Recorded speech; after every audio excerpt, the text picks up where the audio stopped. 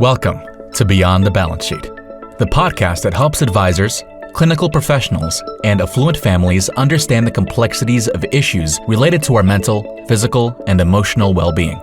Our co-hosts, Arden O'Connor and Diana Clark, will interview a series of guests on a range of topics, providing informative content and practical tools for professionals and families to consider.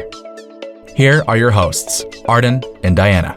Hi, and welcome to an episode of Beyond the Balance Sheet podcast. Today's guest is Michele Lea, and she has a very personal story of one very important way to prevent overdose from substances. She is the mother of four, runs a digital marketing agency, which I don't know how she does all of that, but today she is talking about the process of grief and healing, hope, and prevention. Welcome, Michele Lea. Thank you. Thank you so much. So tell us a little bit about your story as the sister of somebody who did die of an overdose from fentanyl. What is that story?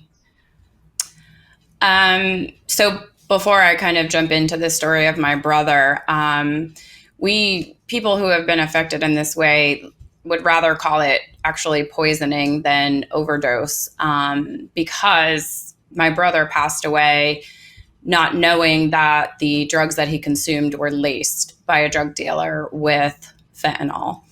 The drug dealer, the one we think actually sold my brother the drugs, was charged with homicide. It is actually a crime now, drug-induced homicide. So I prefer the term poisoned or homicide than overdosed.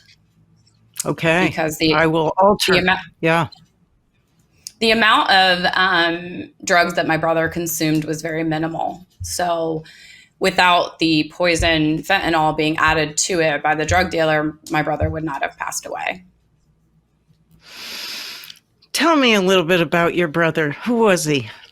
Who is your brother that makes him special? Yeah. My brother is a magical dude. He was 15 years younger than me. So we had a unique relationship in that I sort of took a motherly role as well to him. But he was a very special kid from the day he was born. He had Asperger's, and he was quite the genius. He actually tested out of college math when he was 8 years old. So his brain was just constantly going. But he had, because of that and because of the Asperger's, he struggled in regular day-to-day society, regular day-to-day life. You know, he couldn't sit down in a college classroom because he usually knew more than the instructor, and things like that. So he chose to travel the world. I mean, and not resort type travel. He would jump on a plane to Panama, Costa Rica, Greece, Nicaragua, and he would become immersed in the culture, befriend locals, donate his time to building computer infrastructures, sustainable housing. So he did that until he was probably about 25. And then and to my brother, he saw no color of skin, no, status. Like, everybody was equal to him. He would just chat with homeless people. Like, he was amazing. So when he was about 25, he said, I think I'm going to join the corporate world.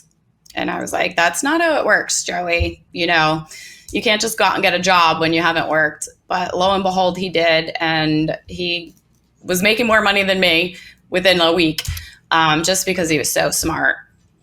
But he struggled. He didn't understand how to have work relationships and to function in regular society.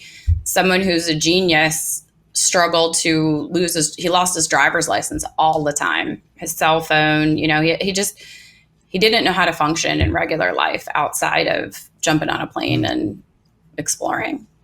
To kind of lead to his drug use, he started taking drugs to sort of, in the beginning, I remember it was kind of like to get his brain to stop. He just was constantly going, and all the anxiety and that came with the Asperger's and what that felt like for him, and just the failure of doctors and rehabs and anything to help my brother in any kind of way. So he tried to self-medicate, and that's where the trouble began for my brother. Mm-hmm. I mean, that is the common story, that people use medication or they use substances to medicate unease, to medicate a busy mind, to medicate boredom.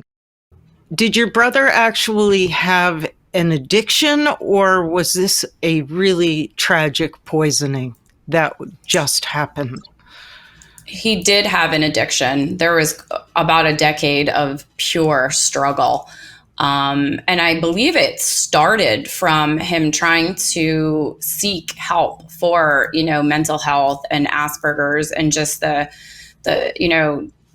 brain to stop working. I mean, he didn't know how to have a regular conversation. He would just go in depth about things that, I'm like, Joey, nobody wants to hear about that within 5 minutes of meeting them, So in his search to sort of figure out how to live a regular life and are helping him, they just started medicating him, at anywhere and everywhere he sought help. They just would give him a different medicine. And despite his objections that it didn't make him feel good, it made him gain weight or whatever it made him feel that didn't make him feel right, they would just give him more and more. So then, because he was so smart, he would start researching his own microdosing and things like that. And then he just became a full-blown addict where, 5 years ago, as sad as it sounds, I think I remember having a call with my mom, and we just sort of, he had been missing for about a week, and we just sort of said, this is it. There was a couple of times, he would also get on a plane and go to India when he was high. So it wasn't a small thing to get eyes on. Would he let you know? Sometimes. Would he let you know if he was trouble? Sometimes. I was on the phone with the embassy so many times. Doctors from India calling me, we found your brother. And I'm like, Joey, can you just stay in the United States, please? But, and then he would get clean for quite a few years, so, but it all came back to conversations about just wanting a regular life and having no idea how to get there. And I mean, diligent searching for help from my parents and I, and just nothing. There was nothing that we could find that would help him, unfortunately. So I think your tragic story is all too common for neuro-diverse kids who a standard treatment protocol is not going to speak to, even without his intellectual prowess.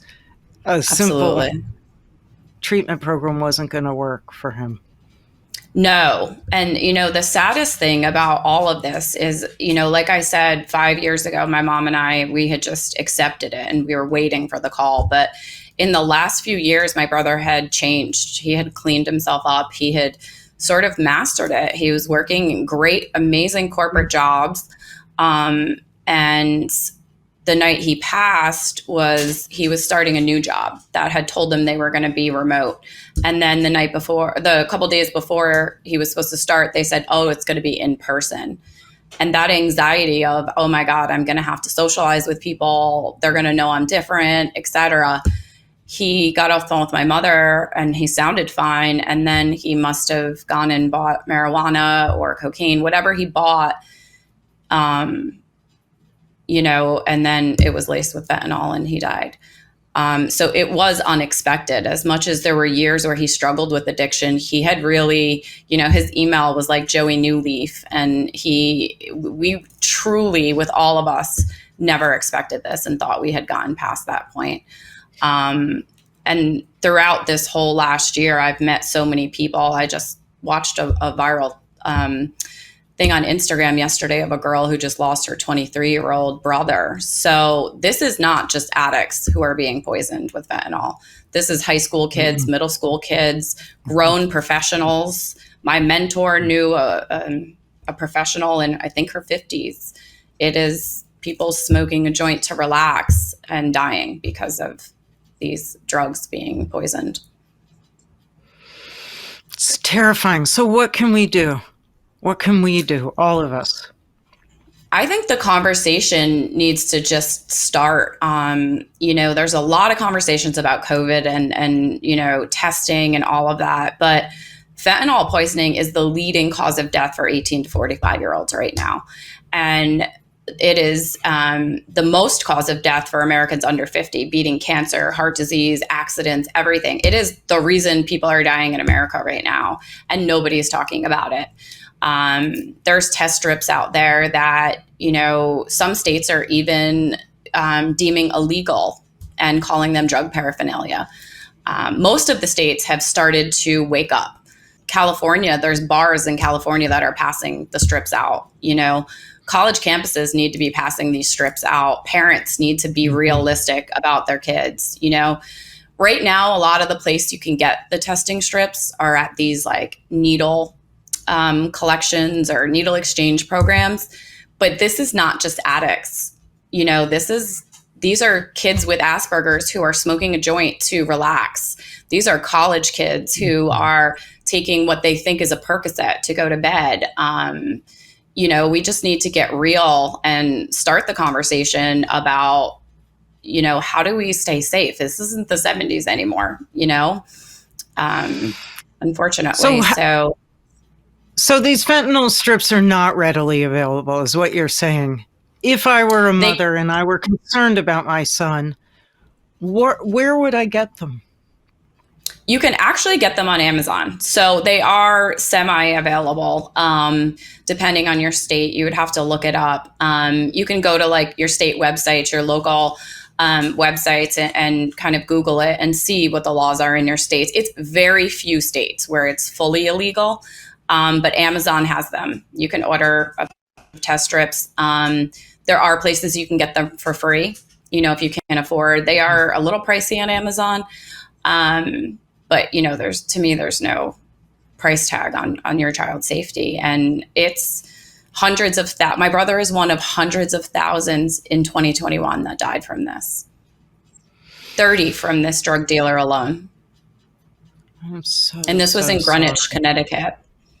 Thank you. Thank you. We're not talking about inner cityhood. We are talking about everywhere in our country, small towns, rural areas, cities, affluent neighborhoods, everywhere.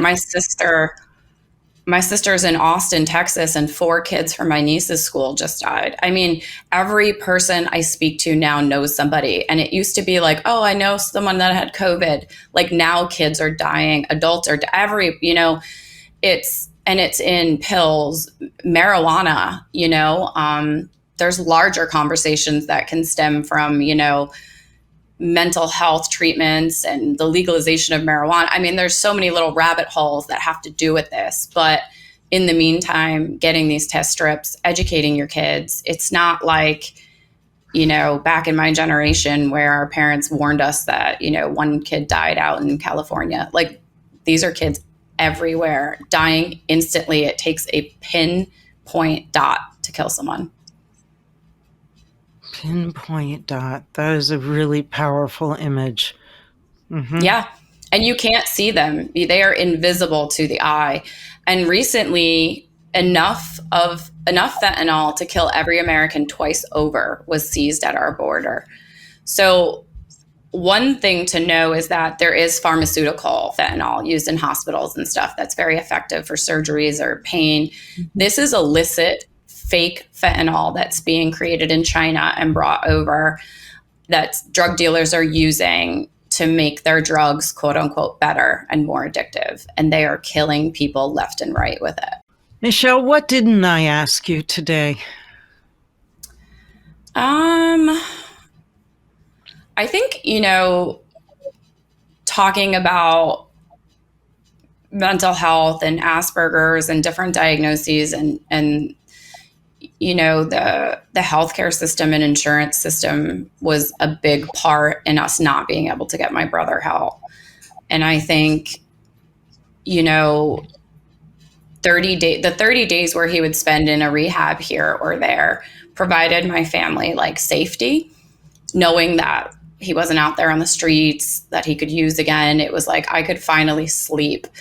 And growing up with a sibling as an addict, actually, I was an adult, so I was in my 20s. I spent a good part of a decade keeping my brother alive, on the phone with police in LA, the embassies in every country, just trying to keep him alive. And while I could sleep while he was in rehab, they never got to the root of what his issue was. They would just medicate him and throw him back out. And then, he might be good for a little while, but then they never got to the source of that my brother struggled to just live in regular society. And about a year before he passed, he just started expressing how much he wanted to. He wanted a wife and kids. He wanted a regular life, but there's just no system out there. There's no program to sort of like a life coach or something. Instead, there's just this system of sort of bringing them in, cleaning them up, and throwing them back out. And I feel like that's a conversation that needs to be had as well, Well, I'm going to do a little plug for O'Connor Professional Group, because we were founded for the very same reason, Michele. And that was that people were going into treatment. Their maladaptive coping strategies were kicked out, and they were vulnerable walking out of those programs because they had no other ways to function in the world. So our services are designed to help people with substance use disorders, and particularly those with neurodiversity, because the standard AA meetings may not be helpful. They aren't. And the system, we've had doctors tell my parents and I, just let him go. He's just going to OD. Just forget about him. Write him off. I see this every day. We've literally had medical professionals tell us this. And with him being over the age of 18, he made his own decisions, but he wasn't in the right mental state to make his own decisions. So there are so many people out there in that situation. And the only thing that I can say is the fentanyl is it's even more dangerous for somebody who's an addict. The chances of the drugs that they have being laced are just so high. So something, that conversation needs to be happen, and some support systems and things like that, because losing a sibling is an unexplainable thing that nobody should have. That phone call from my mother, I will never forget. I think about it every night before I go to bed. And, watching my parents lose my brother, in addition to the pain that I felt, watching my son, because they were actually really close in age since my brother was 15 years younger than me, watch him deal with losing someone that was like a brother to him. It's not something any parent, sister, anybody should have to deal with because somebody chose to poison drugs, So there's many pieces of this. Mm-hmm. I agree. And thank you for highlighting a really important piece of this, which is, let's take off the blinders. We know substance use is happening. Let's get Absolutely. Our kids, our loved ones educated about the dangers. Yes. And, thanking you for giving me a platform to discuss it. And I can't recommend enough, if you even have a thought that your child is doing drugs, get strips, put them in their hands. If they have the opportunity to test a drug before they do it, a lot of parents don't want to think out that their child is doing drugs. But, I have 4 grown children. My son, thankfully, lives in a state where he's 25, where it is legalized. So I don't have to worry, because I know he does smoke for social anxiety. So, as you said it perfectly, take the blinders off, Don't be worried about your pride, thinking your kid might be doing drugs. You could save their life. Great ending. Thank you. And thank you, listeners, for listening today to Beyond the Balance Sheet podcast. If you like this episode or any of our others, please like us on a platform of choice. Thank you for listening to Beyond the Balance Sheet, a podcast designed to help advisors, clinical professionals, and affluent families solve some of their biggest medical, psychiatric, and emotional challenges. Visit beyondthebalancesheet.com to read more about our guests and resources, and sign up for our newsletter.